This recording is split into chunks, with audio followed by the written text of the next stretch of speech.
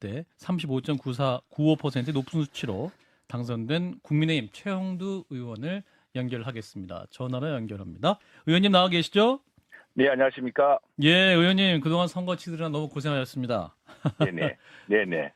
지금 그렇습니다. 저는 또 경남도당 위원장까지 맡아서 예, 이른바 낙동강 전선에서 우리 경남에서 몇 석을 하느냐가 또 큰 관심사여서 예, 제 선거도 제 선거지만 아하, 이웃 격전지 선거구에 그 개표 상황 지켜보고 하느라고 또 그 선거 뭐 지원하느라고 좀 교황이 없었습니다. 예.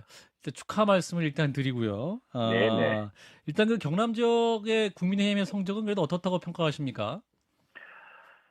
어, 낙동강 벨트를 포함해서 예, PK 전체가 음, 이제 개헌 저지선을 그나마 음, 확보했다라고 이렇게 자평하고 있습니다. 예, 왜냐하면은 부산, 경남 합쳐서 경남은 상당히 이번에 좀 특히 이 낙동강 벨트 쪽이라고 불린 쪽하고 예, 진해 성산까지 굉장히 좀 혼전세였습니다. 음, 그래서 민주당에서는 낙성을 점치기도 하고 그랬던 곳이었는데 예, 그것을 사실은 13석 종전대로 13석을 그대로 지켜냈고요. 음, 부산에서 이제 좀 약진을 해서 음, 결국 만일 부산하고 막 이 경남 쪽에서 당초 민주당이 낙성을 장담했던 것처럼 그렇게 되었을 경우에는 정말 개헌 저지선이 무너질 뻔했던 그런 좀 위태로운 상황이었습니다. 그래서 그 점에서 좀 상당히 부족했지만 음, 일단은 개헌 저지선을 막았다. 그 과거에 낙동강의 최후의 보루이고 또 최후의 방어선이었던 것처럼 좀 안타깝지만 어쨌거나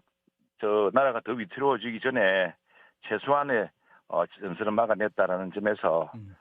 여러 생각들이 좀 많습니다. 예. 예. 자, 의원님 이제 재선에 성공하셨습니다. 이제 지역 네네. 국민들에게 다시 선택을 받으셨는데 이유는 뭐였다고 판단하십니까? 역시 경제입니다. 음, 우리 지역이 과거 마산의 경우는 3.15로도 유명하지만 네, 대한민국 최초의 자유무역 지역이었고 예, 또 과거에 한일합섬이라든가 또 인근에 창원 산단이 생기면서 한때 7대 도시까지 도약했던 곳입니다. 예, 그런데 이후에 뭐 수도권 일극화의 진행이라든가 음, 또 산업의 변화 등으로 해서 상당히 쇠퇴해 있습니다. 그래서 음, 어떻게 도시에 다시 도시를 지속 가능한 성장의 속도를 올릴 것인가가 중요한 문제였고 예, 그래서 제가 초선 직후부터 시작했던 것이 바로 음, 자유무역 지역의 어, 고도화 음, 또 그리고 또 다른 제2자유무역 지역 설치 즉 지난 1월 달에 정부가 지정 고시했는데 디지털 자유무역 지역을 통해서 이제 무역도 디지털로 많이 이루어지고 있거든요. 예, 그걸 통해서 도시에 특히 마산이라는 이 지방 도시에 음. 새로운 지속 가능한 발전 동력을 찾겠다고 했고 그 점을 시민들에게 설득했는데 아직 금방 달성되지는 않았지만 어쨌거나 그런 비전을 높이 평가해 주신 것 같습니다. 알겠습니다. 자, 이제 당 상황 관련해 좀 질문을 좀 드리겠습니다. 박 실장님 질문 주실까요? 예, 지금 뭐 부울경 지역은 선전했다고 보는데 의원님 말씀대로 선전을 했는데 네, 전국적으로는 사실 그러지 못하잖아요. 네네. 참패가 맞습니다. 이 참패의 이유는 어디 있다고 보십니까?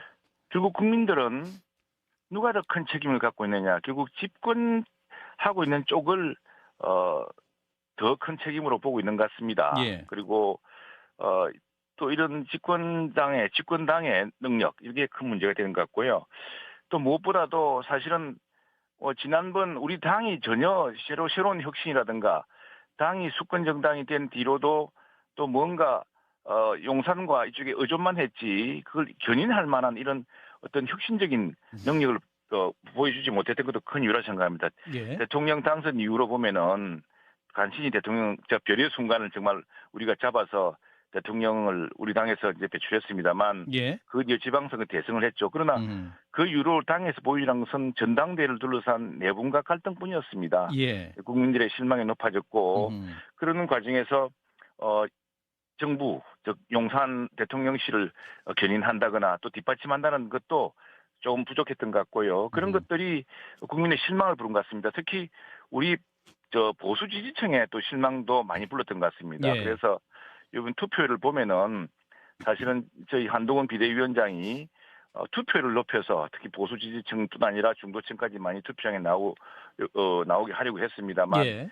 상당히 그 투표층에서 정작 우리의 중요한 지지층도 좀 투표장에 적게 나온 것 아닌가 이런 생각이 듭니다. 예.